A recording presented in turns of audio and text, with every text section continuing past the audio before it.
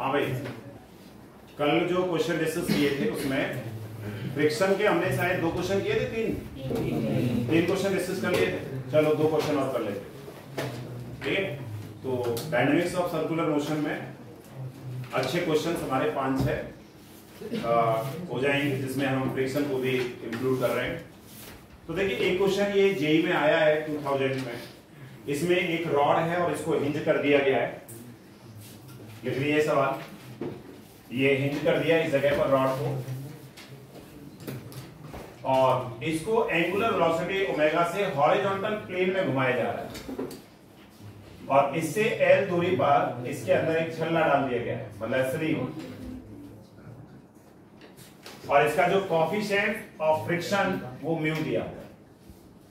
Coefficient of friction mu, इसमें omega की जगह ये अल्फा है, सॉरी इस जगह पर ये एंगुलर एक्सेलरेशन अल्फा से अल्फा रेडियन पर सेकंड स्क्वायर से रॉड घूम रही है, ठीक है। हॉरिजॉन्टल प्लेन में एंगुलर एक्सेलरेशन कितना दिया है इसका, अल्फा रेडियन पर सेकंड, और जिस जगह पर रॉड हिंज हो रही है वहां से एल दूरी पर इसमें एक स्लीव है, यानी छल्ला पड़ा हुआ है एल दूरी पर, और मास है एम, और कोफिशिएंट ऑफ फ्रिक्शन दिया है म्यू। तो आपको बताना है कितने ओमेगा पर ये जो स्लीव है वो स्लाइड करना शुरू कर देगा। फाइंड ओमेगा मिनिमम, इसका मास m मान लीजिए, mass is equal to m। Find omega minimum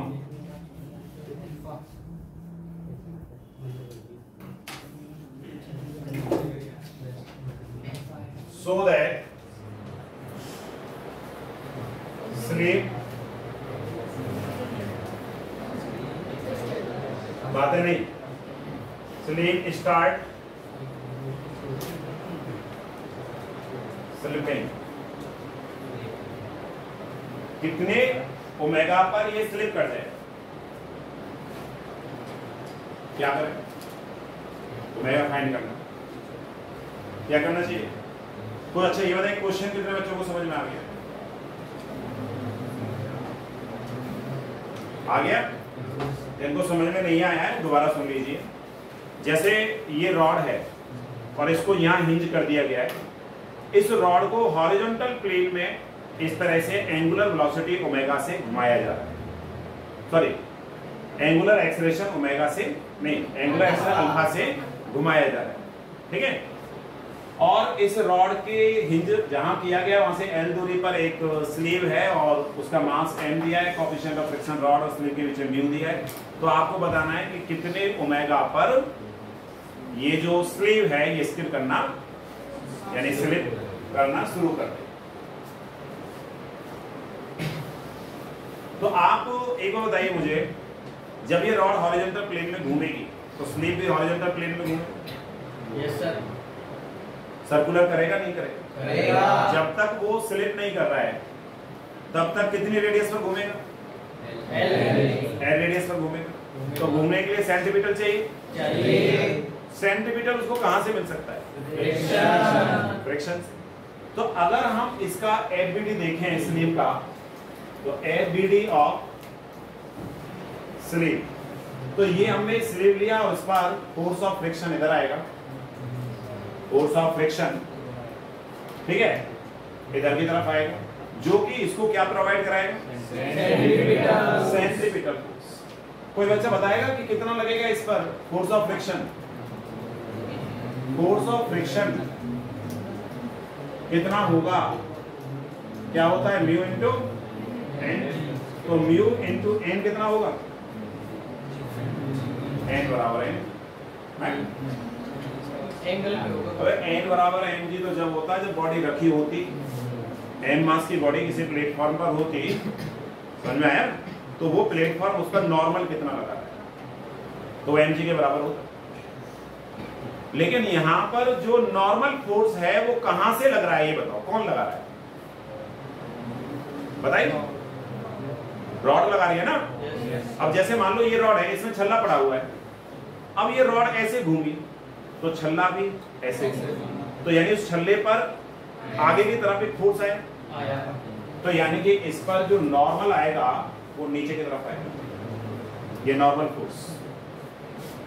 इस फोर्स की कितनी वैल्यू होगी ये समझ में आया? नॉर्मल, अरे इसमें छल्ला पड़ा हुआ है, अगर वो रॉड ऐसे घूमेगी तो छल्ले को किसने आगे बढ़ाया? नॉर्मल। यानी रॉड जो है वो छल्ले पर फोर्स लगा रही है सरफेस के परपेंडिकुलर। अबे जरूरी ये नहीं होता कि बॉडी ऐसे रखी है तो नॉर्मल ऊपर लगे, नॉर्मल हॉरिजॉन्टल भी लग सकता है। क्यों? जैसे मान लो इसमें छल्ला पड़ा है तो छल्ले को आगे की तरफ कौन पुश कर रहा है? रॉड। तो ये जो रॉड फोर्स लगा रही है तो छल्ले की जो भी सरफेस है तो उसके परपेंडिकुलर तो आ रहा है। तो क्या इसी को हम नॉर्मल फोर्स कहेंगे? तो इस नॉर्मल फोर्स की वैल्यू कितनी आएगी? तो नॉर्मल फोर्स यानी mass into acceleration, mass into और एक्सेलरेशन। बताइए अब जब ये सर्कुलर करेगी, बट मतलब ये जो स्लीव है जब ये सर्कुलर करेगा तो आप इस पर एक बार बताइए मुझे, इसमें अल्फा है ना? है। तो क्या इस स्लीव की स्पीड बढ़ रही है? अरे अल्फा है ना? है। अगर अल्फा है तो ओमेगा चेंज होगा। अब अल्फा पॉजिटिव है तो इसमें ओमेगा बढ़ रहा है, और ओमेगा अगर बढ़ रहा है तो वी बढ़ रहा है, यानी स्पीड बढ़ रही है, और स्पीड बढ़ रही है तो 80 होगा। तो यानी कि ये जो छल्ला है ये दो इसमें फोर्स फील करेगा, छल्ले पर दो फोर्स लगेंगे, एक फ्रिक्शन सेंटर की तरफ और दूसरा नॉर्मल।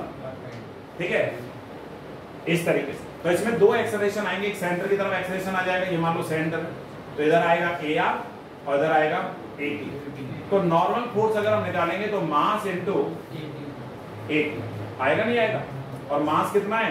m, और AT टेंजेंशियल एक्सेलरेशन। तो मैंने आपको बताया है, आगे आपको पढ़ाऊंगा। AT is equal to R alpha, AT is equal to R alpha. अब ये कितने R पर घूमेगा? L into alpha. क्या ये नॉर्मल फोर्स आएगा? क्या यही नॉर्मल यहाँ पुट कर दिया जाए तो उससे फ्रिक्शन आ जाएगा? तो m इंटू L अल्फा। तो फोर्स ऑफ फ्रिक्शन जो लगेगा this is mu m L alpha. कितना फ्रिक्शन आ रहा है? ये है लिमिटिंग फ्रिक्शन, लिमिटिंग फ्रिक्शन। अब हमें एक्चुअल में ओमेगा चाहिए। क्या चाहिए?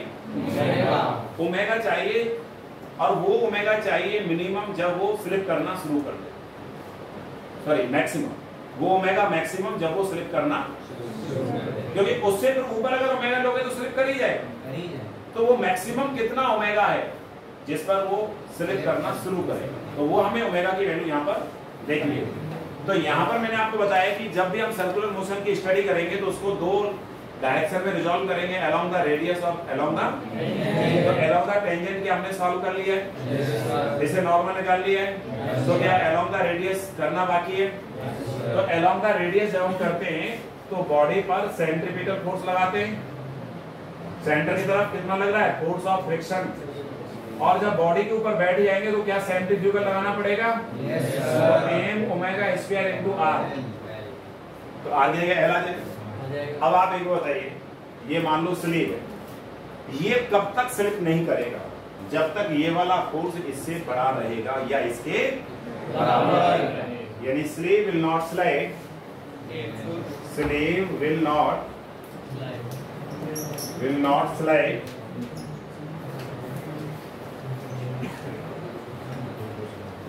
when force of friction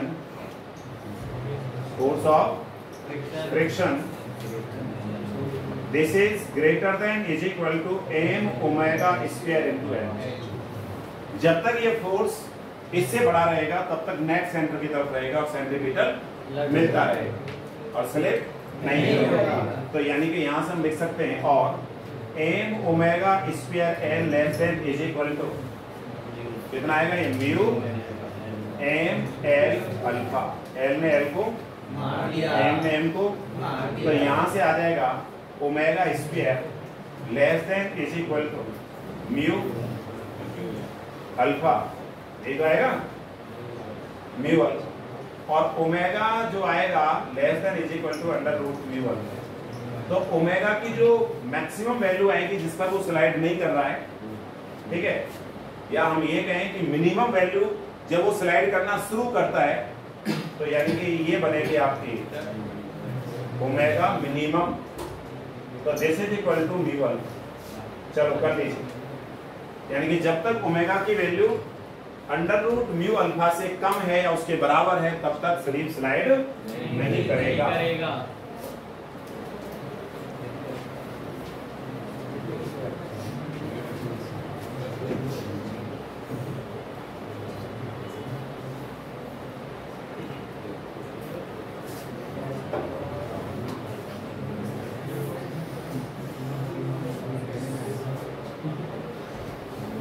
हमें हो गया, कर लो जल्दी। यानी कि अगर omega less than is equal to under root mu alpha है तो स्लीप स्लाइड नहीं करेगा। आप देखेंगे 2000 में आया हुआ क्वेश्चन जेई 2000 इतने में पूछा गया, तो अगर कंसेप्ट आता है तो क्वेश्चन को करने में कोई प्रॉब्लम नहीं। और इस सवाल से हमने सीखा कि नॉर्मल n बराबर mg होगा ऐसा जरूरी नहीं है। अगर नॉर्मल कभी निकालना पड़े तो ऐसे भी आ सकता है नॉर्मल।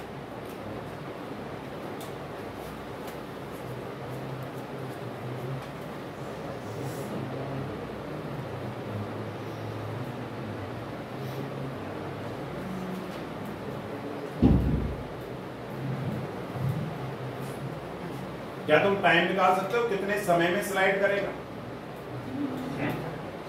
क्या टाइम भी निकाल सकते हो कितने समय में स्लाइड करेगा? जो जी बताओ कितना टाइम है?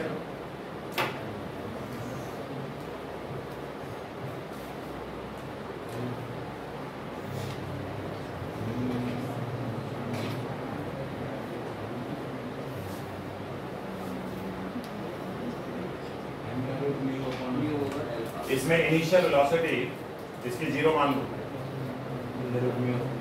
Under root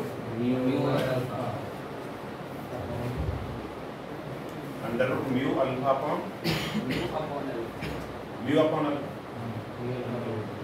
mu alpha upon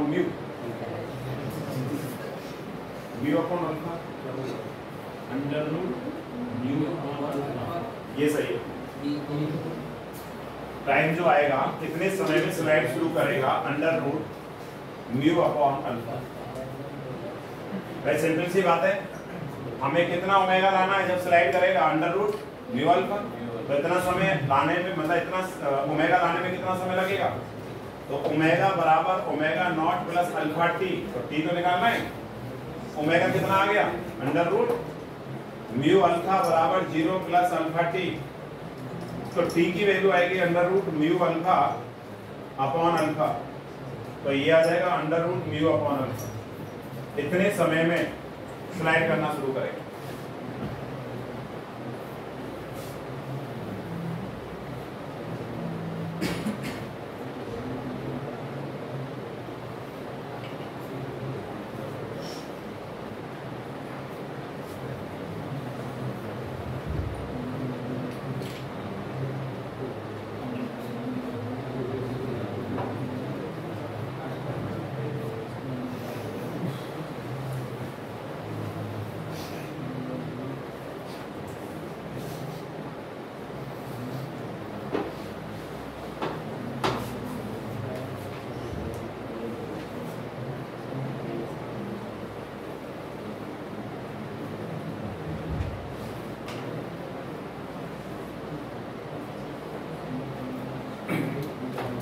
unit measurement में अगर कोई डाउट आ रहे हैं तो विष्णु सर से पूछ लेना।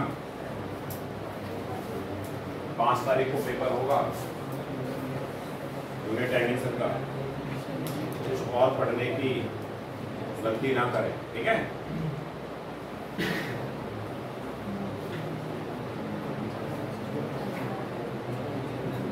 एक देखिए एससीवी में और दिया एग्जाम्पल है, ये जो भी मैं करा रहा हूँ, अच्छा एग्जाम्पल।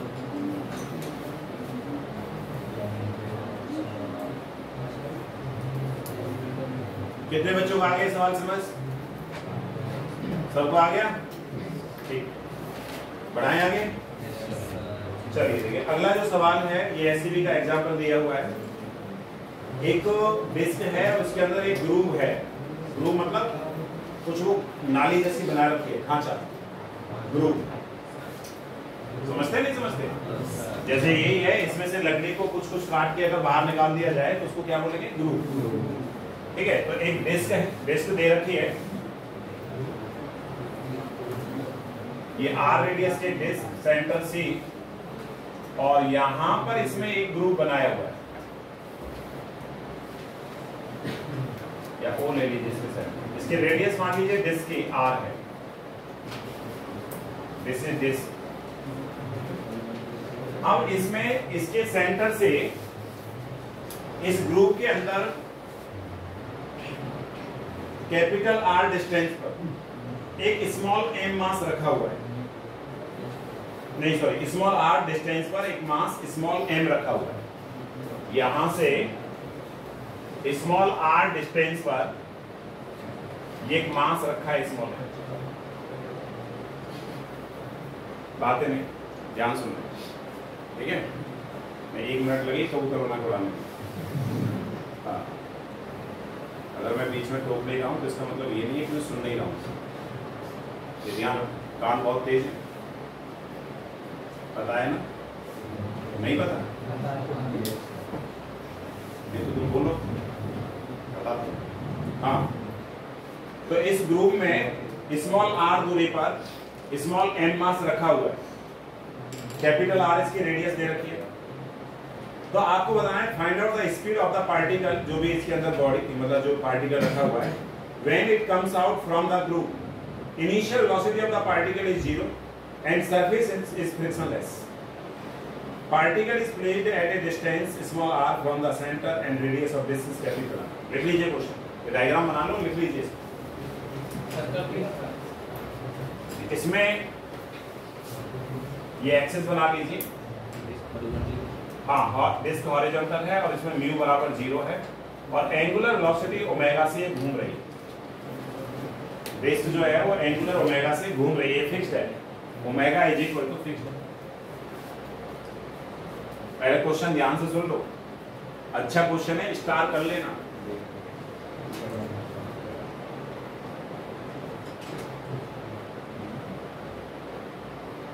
इस क्वेश्चन की हेल्प से काफी चीजें मुझे पढ़ानी है। क्वेश्चन तो एक वैसे ही दिया है और पढ़ाना कुछ और है, ऐसे बात नहीं। इसको ध्यान से देखो क्वेश्चन, यानी horizontal disc, capital R radius, frictionless, group बनी हुई है, कोई पार्टिकल रखा है एम मास का, सेंटर से स्मॉल आर दूरी और डिस्क घूम रही है एंगुलर वेलोसिटी ओमेगा से, फिक्स है, यानी अल्फा बराबर 0। अगर हम कहें अल्फा कितना है तो अल्फा बराबर 0। इसका मतलब कोई 80 वगैरह नहीं है इसमें कोई 80 नहीं है। अब देखिए find out the speed of the particle, find out the speed of the particle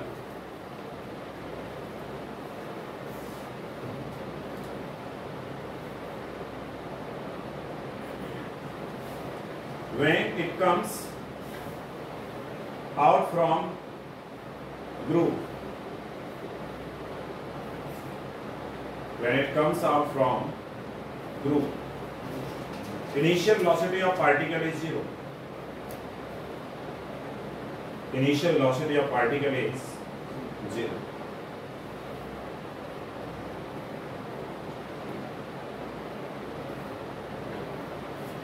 तो देखिए, जब भी हम किसी बॉडी की मोशन को एनालिसिस करते हैं तो उस पर लगने वाले फोर्सेस को आइडेंटिफाई करना होता है। इस बॉडी की मोशन को अगर स्टडी करना है तो आप डिस्क के ऊपर ही बैठे हो, तो आप कैसे फ्रेम पर आ जाओगे? नॉन इनर्शियल फ्रेम पर आ जाओगे। और वहां से अगर कैलकुलेशंस करनी है तो आपको स्यूडो लगाना पड़ेगा। लेकिन इस केस में जो स्यूडो लेंगे, अगर हम सेंटीमीटर के अपोजिट तो सेंटीफ्यूगल, तो एफबीडी बना लेते हैं पार्टिकल का। तो एफबीडी ऑफ पार्टिकल, भाई एक तो पार्टिकल पर एमजी लगेगा, जिसकी वजह से सरफेस से पार्टिकल पर ऊपर की तरफ एक नॉर्मल आएगा। मान लो ये नॉर्मल n1 है, ठीक है। अब सरफेस फ्रिक्शनलेस, सरफेस कैसी है? और भी कोई फोर्स आएगा क्या? तो हम डिस्क पर बैठ करके देख रहे हो बॉडी,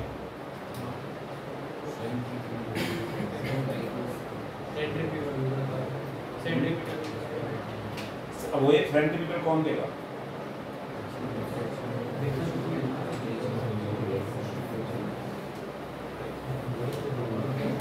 यानी आप ये देखिए कि पार्टिकल ऐसे है हॉरिजॉन्टल डिस्क पर, और डिस्क घूम रही है, उसके ऊपर ही आप बैठ के आप भी उसी के साथ घूम रहे हैं। पार्टिकल पर लगने वाले फोर्सेस को आइडेंटिफाई करना है। तो mg लगा नीचे, तो डिस्क ने एक फोर्स लगाया ऊपर, और दूसरा, और दो हो गए, तीसरा फोर्स कौन लगा रहा है? तो ले तो लिया, एक और नॉर्मल कौन लगाएगा? उसे टच करेगी, बिल्कुल सही बताया। यानी ग्रुप की साइड वॉल, ग्रुप की साइड वॉल ये भी एक फोर्स लगाएगी, लेकिन ये फोर्स कौन सी डायरेक्शन लगेगा? वर्टिकल अपवर्ड या मतलब ये हॉरिजॉन्टल? ये फोर्स हॉरिजॉन्टल। अब हॉरिजॉन्टल जो फोर्स है, मैं थोड़ा सा इसको तिरछा ले रहा हूं, ऐसे मान लो ये N2 है, ये कैसा है? हॉरिजॉन्टल, ये N2 फोर्स हो गया। और बताओ, और सोचो, यानी दो नॉर्मल हो गए। एक तो जो बॉटम है, मतलब डिस्क जो है ग्रुप, तो जिस जगह पर ये पार्टिकल रखा है, तो हॉरिजॉन्टल सरफेस पर जहां रखा है, तो सरफेस को नीचे दबा रहा है, तो सरफेस उसको ऊपर फोर्स लगा रही है, तो क्या आ गया? N1। और क्योंकि जब ये डिस्क घूम रही है, तो साइड वॉल जो है ये वाली, यहां से ये वॉल इसके ऊपर फोर्स लगाएगी, आगे की तरफ लगाएगी, नहीं लगाएगी? ये नॉर्मल N2। और भी कोई लगेगा? बुद्धि लगाओ, इसके अलावा कोई और फोर्स है क्या?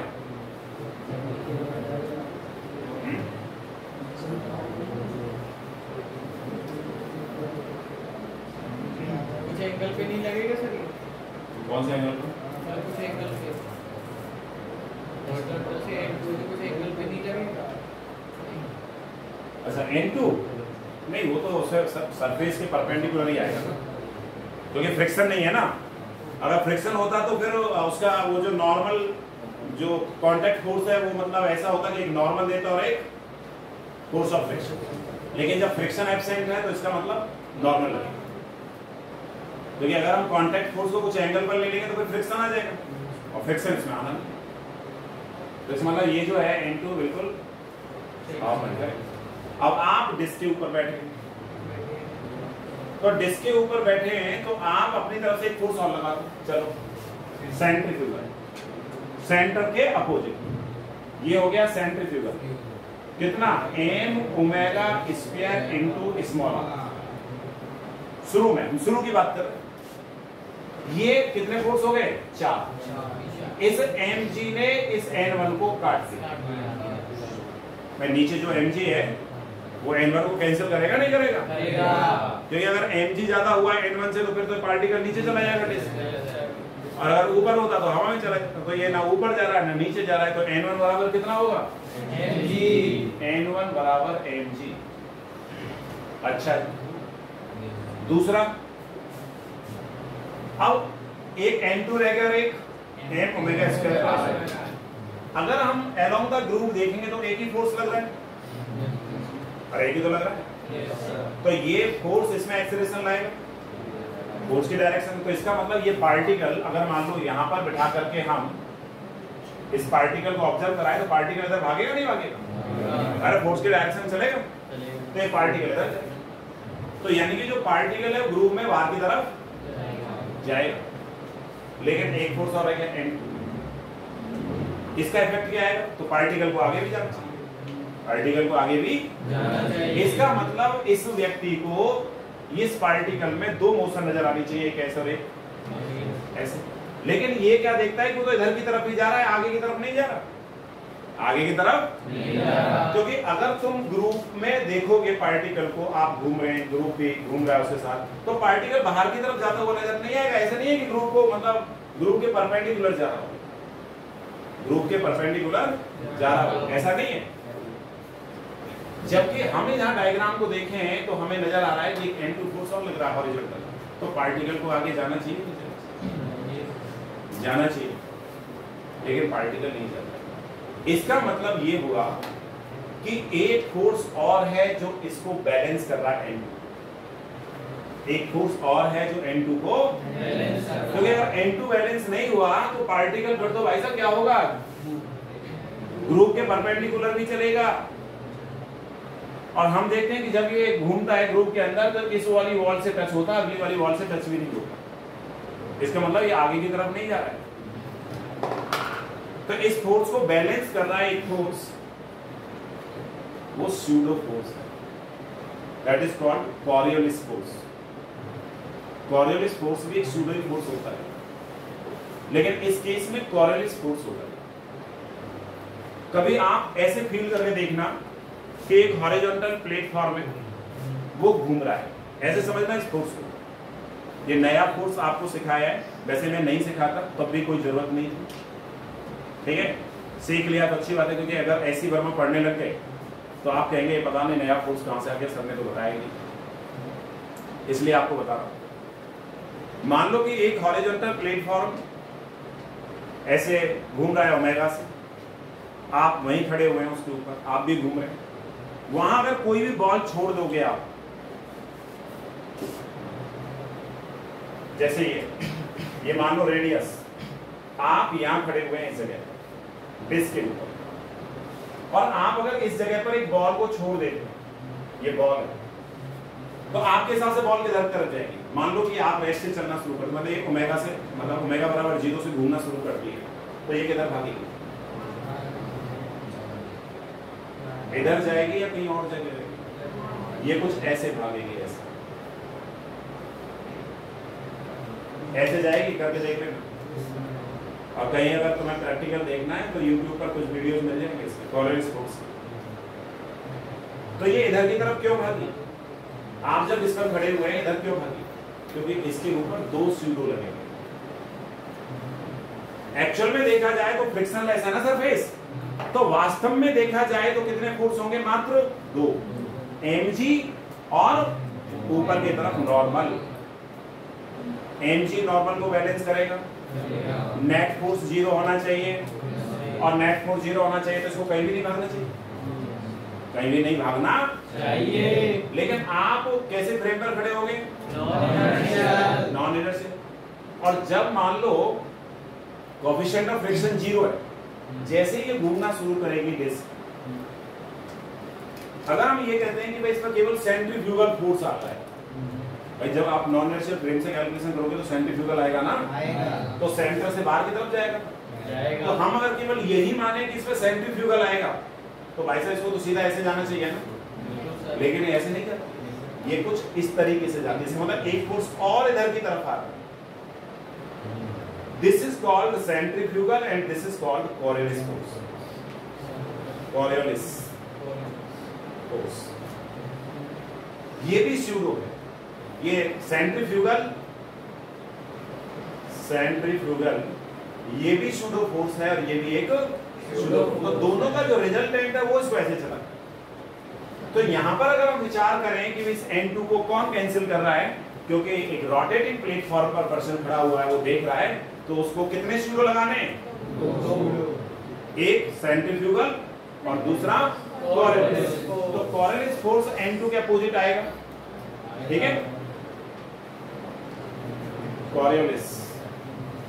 ये कॉरियोलिस फोर्स इस N2 को कैंसिल कर देगा। तो एक तो कॉरियोलिस फोर्स का कहीं जिक्र कर लेना नोट्स में कि क्या होता है, ये भी एक सेंट्रीफ्यूगल होता है। ये कब लगता है बॉडी पर, जब हम नॉन इनर्शियल फ्रेम पर बैठ करके बॉडी को देखते हैं।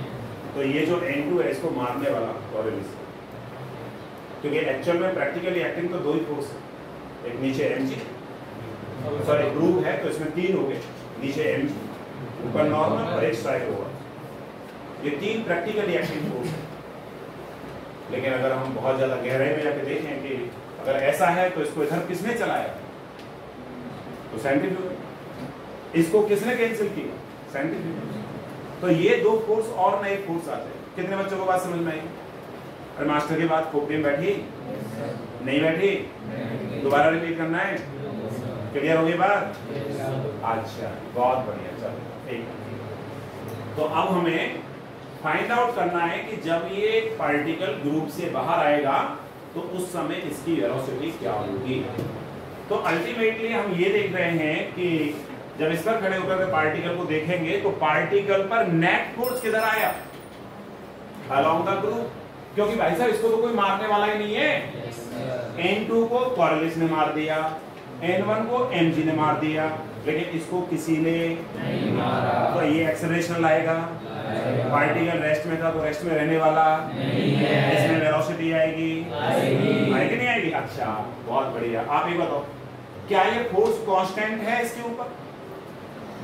जब ये पार्टिकल इधर की तरफ चलना शुरू किया तो क्या कांस्टेंट फोर्स रहेगा?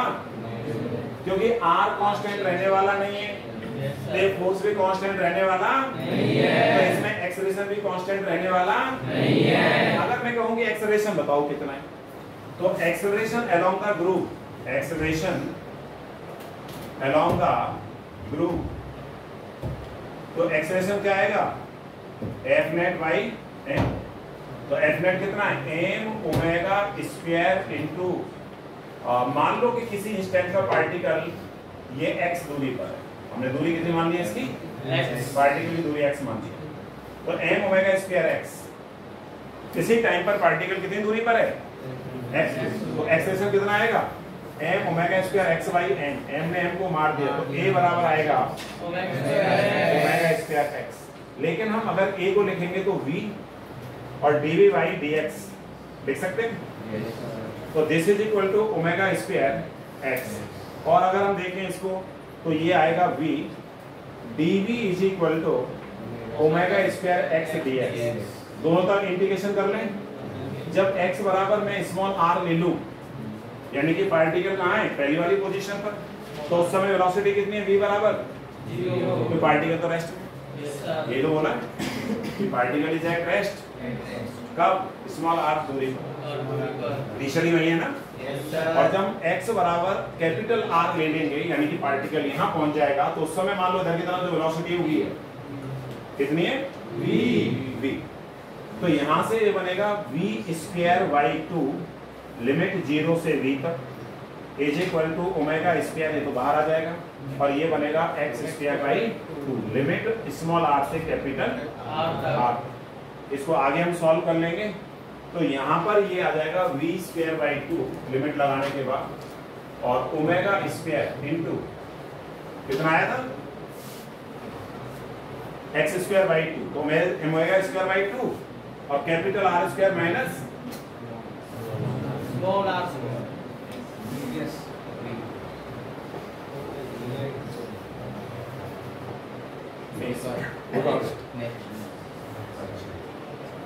तो ये आ जाएगा ओमेगा स्क्वायर बाई 2 और capital R square minus small r square, 2 से 2 गया, तो v जो आएगा omega under root r square minus small r square.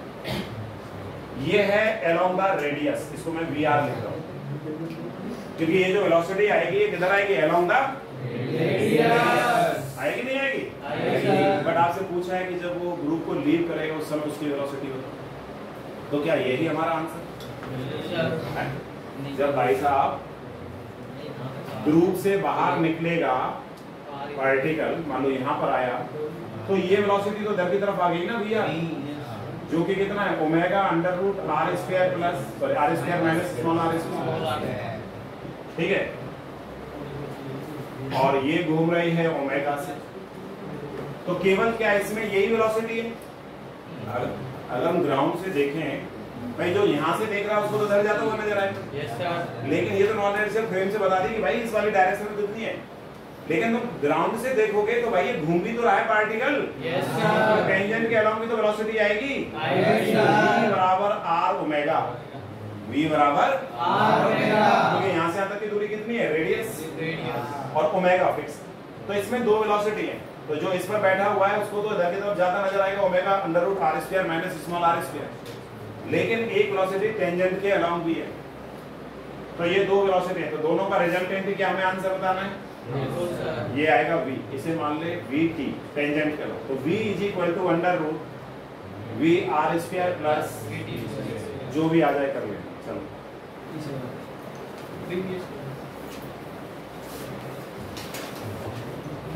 कर ले।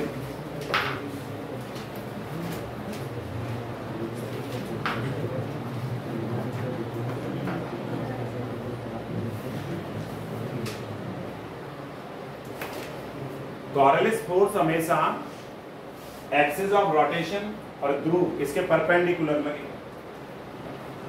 ध्रुव इस तरह से हो गया, एक्सिस ऑफ रोटेशन है तो उसके परपेंडिकुलर कॉरेलिस फोर्स,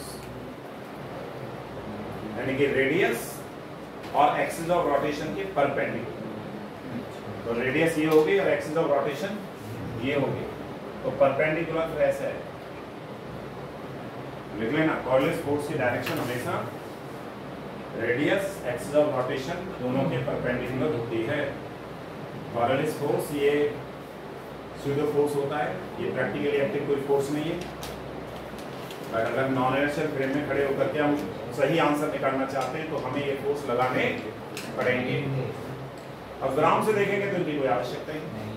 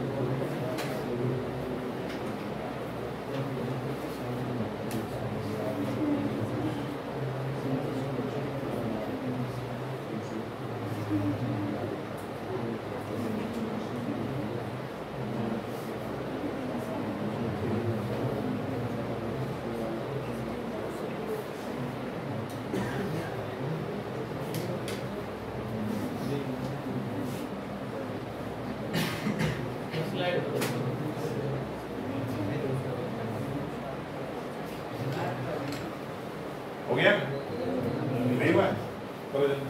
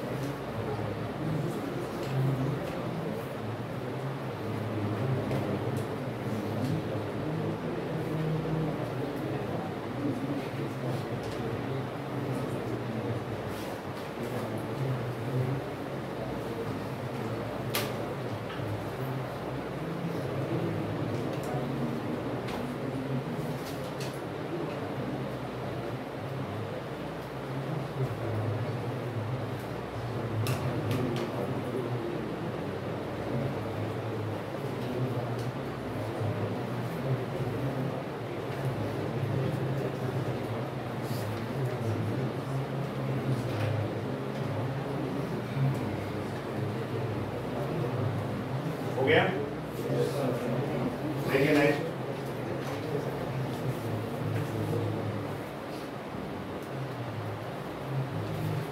आप लोगों को एक सवाल कराया था मैंने उसमें मैग्नेटिज्म में कि भाई एक करंट कैरिंग लूप को हम और यूनिफॉर्म मैग्नेटिक फील्ड में पुट करते हैं तो उसमें कितना टेंशन आएगा? याद है, भूल गए? जो भी आया RBI था, RBI। तो यानी कि ये जो सवाल है ये एक स्टैंडर्ड फॉर्मेट है। ऐसा सवाल आप ग्रेविटेशन में ही पढ़ेंगे, मैग्नेटिज्म में आपने पढ़े लिया, ऐसा ही सवाल सर्कुलर मोशन में पढ़ेंगे, और ऐसा ही सवाल इलेक्ट्रोस्टैटिक्स में भी आता है। जो जेई वाले बच्चे होते हैं उनको मैं कराता हूँ, नीट वाले बच्चों को कराने की वैसे कोई आवश्यकता नहीं है। कि अगर हम एक सर्कुलर रिंग ले लेते हैं, उसको अगर हम चार्ज दे देते हैं यूनिफॉर्मली, तो यूनिफॉर्म चार्ज देंगे तो अपोजिट जो मतलब डायमेट्रिकली जो अपोजिट जो पॉइंट्स आएंगे तो लाइक चार्जेस आएंगे, तो में रिपल्सन होगा। तो रिंग के अंदर क्या होता है, अपोजिट मतलब डायमेट्रिकली अपोजिट चार्जेस की वजह से रिपल्सन आता है, तो उसकी वजह से जो रेडियस है वो बढ़ने की कोशिश करती है, जिसकी वजह से उसमें टेंशन क्रिएट होता है, तो टेंशन पूछ लिया जाता है। इसी तरह से मैग्नेटिज्म के अंदर मैंने बताया था कि एक करंट कैरिंग सर्कुलर लूप है, उसको यूनिफॉर्म मैग्नेटिक फील्ड में रखा, तो जब उसमें करंट गया तो उसके हर एलिमेंट पर एक मैग्नेटिक फोर्स आया जो कि बाहर की तरफ था। अरे बताया था नहीं? तो जिसकी वजह से रिंग की रेडियस बढ़ने की कोशिश करेगी, तो उसकी वजह से उसमें टेंशन आता है। वो टेंशन फाइंड करना आपको सिखाया। इसी तरीके से हम यहाँ पर भी ऐसे ही चर्चा कर रहे हैं कि एक R रेडियस की हमारे पास में रिंग है, और इस रिंग को हम ओमेगा एंगुलर वेलोसिटी से घुमा रहे हैं, ठीक है? तो आपको बताना है कि इसमें टेंशन कितना आएगा। देखिए question,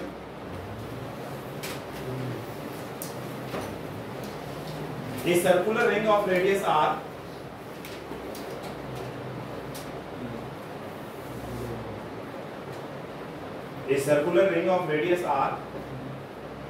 is rotating in horizontal plane with angular velocity omega.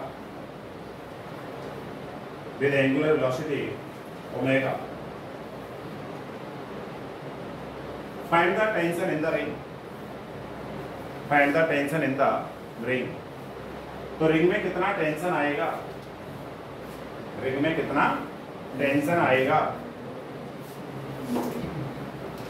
ये सर्कुलर रिंग, ये रेडियस r, और इसको एंगुलर वेलोसिटी ओमेगा से घुमाया जा रहा है। ये हॉरिजॉन्टल प्लेन में है, रिंग किसमें? हॉरिजॉन्टल प्लेन में इस तरीके से घूम रही है ओमेगा से, r रेडियस की, और मास मान लीजिए इसका m है। Mass of ring is equal to capital M, radius is equal to capital R, ये आपको दिया हुआ है, और angular velocity is equal to omega. ये तीन चीजें आपको दे रखी हैं, रिंग की एंगुलर वेलोसिटी, रिंग की रेडियस, रिंग का मास।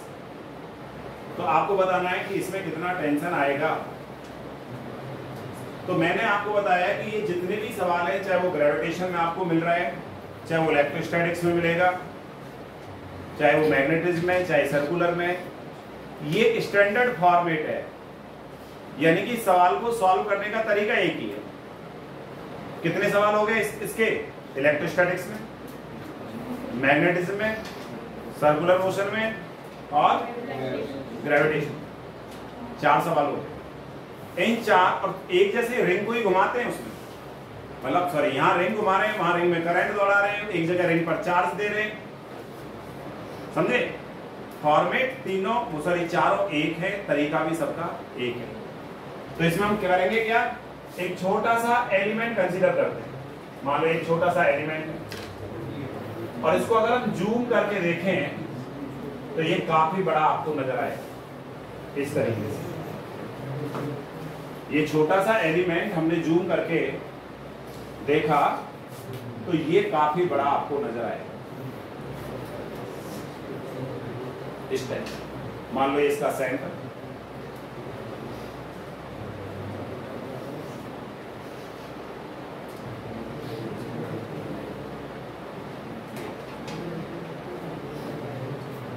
ये सेंटर, इसका मास मान लो dm, जो मास है उसको कितना मान लिया dm। हमने मान लिया कि इसको अगर हम दो पार्ट में तोड़ते हैं तो इधर का पार्ट ये भी d थीटा एंगल बना रहा है, इधर वाला पार्ट ये भी d थीटा एंगल बना रहा है। ये आधा आधा उसमें तोड़ दिया, आधा इधर कर दिया, आधा इधर कर दिया, तो जो एंगल की वैल्यू है वो सेम है।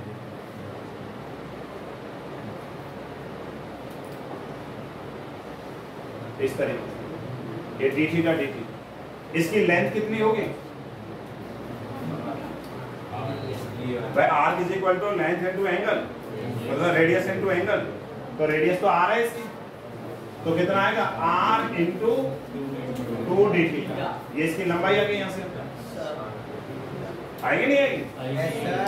अब जब ये रोटेट करेगा ये वाला एलिमेंट, तो एक्चुअल में देखा जाए तो वेलोसिटी की वजह से एक दिशा में भागने की कोशिश करेगा, लेकिन कोई तो इसको है जो सेंट्रीपिटल दे रहा है। तो वो सेंट्रीपिटल कौन दे रहा है भाई? एक तो देखो ये यहाँ पर जॉइंट है, ऐसे मान लो इस जगह पर, और एक जॉइंट यहाँ पर इस वाली रिंग पर। अगर डीएम मास को हम इस रिंग के साथ देखें तो डीएम मास को बाकी की जो रिंग है वो बेल्ट किए हुए है या नहीं? तो इसको फोर्स लगा कौन रही है सर्कल में घुमाने के लिए? बाकी का पार्ट जो है वही फोर्स लगाएगा, लगाएगा नहीं लगाएगा? तो इस पर जो फोर्स आएगा वो टेंजेंट के अलोंग आएगा। यहाँ पर एक फोर्स इधर आएगा तो दूसरा फोर्स इधर आएगा, तो यहाँ पर एक फोर्स ये लगा तो दूसरा फोर्स ये लगा, ये दोनों फोर्स सेम है। मान लो ये फोर्स टेंशन, ये भी टेंशन। टेंशन के बारे में क्या बताया कि स्ट्रिंग की वजह से बॉडी पर लगने वाला फोर्स, लेकिन यहाँ तो स्ट्रिंग थोड़ी है, यहाँ तो रिंग है, तो इस रिंग की वजह से बाकी के पार्ट पर लगने वाला फोर्स टेंशन। तो बाकी का जो पार्ट है रिंग का वो इस छोटे से एलिमेंट डीएम पर फोर्स लगा रहा है, एक इधर लगाता है एक इधर लगाता है, तो जो फोर्स आएगा दैट इज द टेंशन। तो अब ये देखिए कि इस टेंशन के हम दो कंपोनेंट करेंगे, एक हॉरिजॉन्टल और एक वर्टिकल। ये एंगल डी थीटा तो ये एंगल भी डी थीटा, और ये क्योंकि टेंजेंट है तो 90 माइनस डी थीटा तो ये भी डी थीटा। तो इसका एक कंपोनेंट ये आएगा T into cos D theta, और दूसरा जो कंपोनेंट आएगा इधर को T into sine D theta. इसी तरह से इसको कर लेंगे, एक हॉरिजॉन्टल और एक वर्टिकल। ये डी थीटा तो ये भी डी थीटा, ये भी डी थीटा, तो इसका जो कंपोनेंट आएगा ये वाला, ये कंपोनेंट बनेगा टी कॉस डी थीटा, और इधर की तरफ जो आएगा ये टी साइन डी थीटा। ये इस पर फोर्स आ गए, आए नहीं आए? तो अगर हम इसका एफबीटी देखते हैं कि जो छोटा सा एलिमेंट है डीएम, मान लो वो यहाँ पर है, तो एक फोर्स इधर की तरफ जा रहा है टी कॉस डी थीटा, एक इसके अपोजिट जा रहा है टी कॉस डी थीटा, और नीचे की तरफ एक ये आ रहा है और एक ये आ रहा है, तो ये आ गया 2t साइन डी थीटा। इसके ऊपर ये फोर्स लग रहे हैं, ये फोर्स इस वाले फोर्स को कैंसिल कर, समझे? अब आप मान लीजिए इसी एलिमेंट के ऊपर बैठ गए, तो जब इस एलिमेंट पर बैठेंगे तो रोटेटिंग प्लेन में आ गया, तो शूडो लगाना पड़ेगा। तो शूडो किधर लगेगा? बाहर की तरफ। कितना लगेगा pseudo? dm omega square into r, क्योंकि ये दूरी कितनी है यहाँ से यहाँ तक? r। ये लगेगा नहीं लगेगा? लगेगा सर। और इसके बाद मैंने क्या बताया, दोनों को इक्वेट कर दो। तो इक्वेट करेंगे तो यहाँ से क्या आ जाएगा? 2t sin d theta is equal to dm omega square. तो dm की वैल्यू पुट करो, कितनी आएगी? तो देखो ये पूरी लेंथ है 2 पाई r, तो 2 पाई r का मास है कैपिटल M, यूनिट लेंथ का आएगा capital M over 2 pi r, और ये लेंथ कितनी है यहाँ से यहाँ तक? बोलो 2r d थीटा, और ये लेंथ इतनी तो आई है। तो 2r d थीटा का मास कितना है? dm, तो 2r d theta into m upon 2 pi r। R ने आर को मार दिया, 2 ने 2 को, तो यानी कि dm की वैल्यू कितनी आ गई? Capital M d theta by और इनटू ओमेगा स्क्वायर r, और इसको लिखेंगे 2d। अब क्योंकि d थीटा बहुत छोटा है तो साइन d थीटा को d थीटा लिख देंगे, तो ये आ जाएगा 2t d theta, d theta से d थीटा कैंसिल, तो t की जो वैल्यू आएगी m omega square r over 2 पाई। इतना टेंशन आएगा, याद कर लेना। चलिए कर लीजिए, m omega square r upon 2 पाई।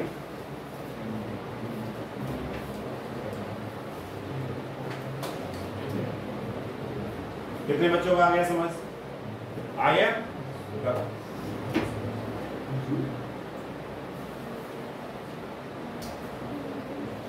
ये स्टैंडर्ड फॉर्मेट है।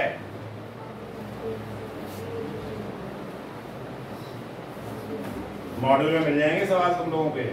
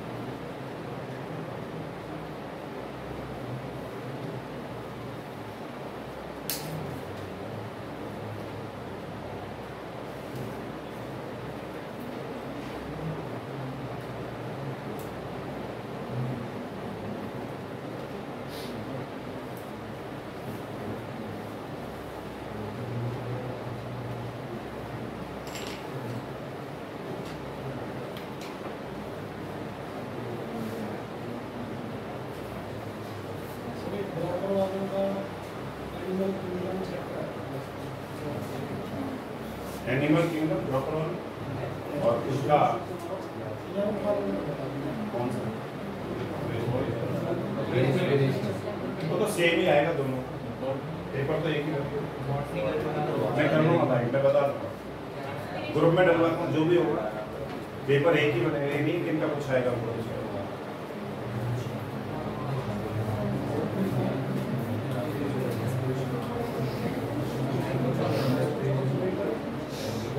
पहला चैप्टर कौन सा है होगा तुम्हारा 11th में? तो एक बॉटनी आएगा, जूलॉजी आएगा। पहले चैप्टर से शुरू करो। कौन सा पहला चैप्टर उसका जूलॉजी का? एनिमल किंगडम, तो एक तो एनिमल किंगडम लिख लो। और बॉटनी का कौन सा है पहला चैप्टर? वो लिख। पहले चैप्टर आएंगे बॉटनी के, जूलॉजी। पेपर बनी उस हिसाब से उन्हें तो सारे के बच्चे बॉटनी जूलॉजी का जो पहला चैप्टर है वो आएगा, उसे तैयार करके आएंगे। हो गया भाई? क्या टाइम हो गया? चलो